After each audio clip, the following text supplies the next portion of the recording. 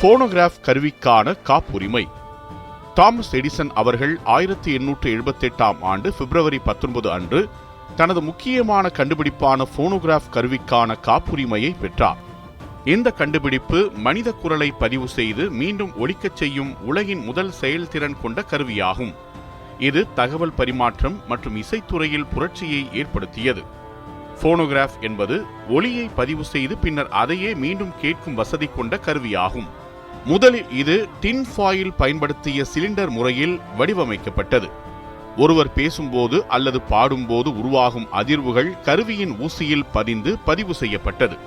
இந்த கண்டுபிடிப்பு உலகத்தை ஆச்சரியத்தில் ஆழ்த்தியது.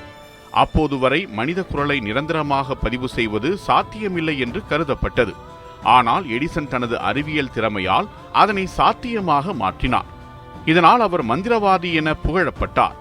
போனோகிராஃப் கண்டுபிடிப்பு இசைத்துறையில் பெரிய மாற்றத்தை ஏற்படுத்தியது. இசையை நேரடியாக கேட்காமல் பதிவு செய்யப்பட்ட வடிவில் கேட்கும் வாய்ப்பு கிடைத்தது. இதுவே பின்னர் கிராமபோன், ரெக்கார்டு பிளேயர் போன்ற கருவிகளின் வளர்ச்சிக்கு தளமாக அமைந்தது. இந்த கருவி கல்வித்துறையிலும் பயன்பட்டது. உரைகள், சொற்பொழிவுகள் மற்றும் மொழி கற்றல் போன்ற துறைகளில் ஒலிப்பதிவுகள் பயன்படத் தொடங்கின. தகவலை பாதுகாப்பாக சேமித்து மீண்டும் பயன்படுத்தும் வழியை இது உருவாக்கியது. எடிசனின் இந்த கண்டுபிடிப்பு தொழில்துறை வளர்ச்சிக்கும் உதவியது. ஒலி தொழில்நுட்பம் தனி தொழிலாக உருவெடுத்து பல நிறுவனங்கள் உருவாக வழிவகுத்தது. இது பின்னர் ரேடியோ மற்றும் திரைப்பட ஒலி தொழில்நுட்ப வளர்ச்சிக்கும் அடித்தளமாக அமைந்தது. போனோகிராஃப் மனித சமூகத்தின் பொழுதுபோக்கு முறையையே மாற்றியது. இசை வீடுகளுக்குள் எளிதாக கொண்டு வரப்பட்டது. கலைஞர்களின் குரல் உலகம் முழுவதும் பரவ வழிவகுத்தது.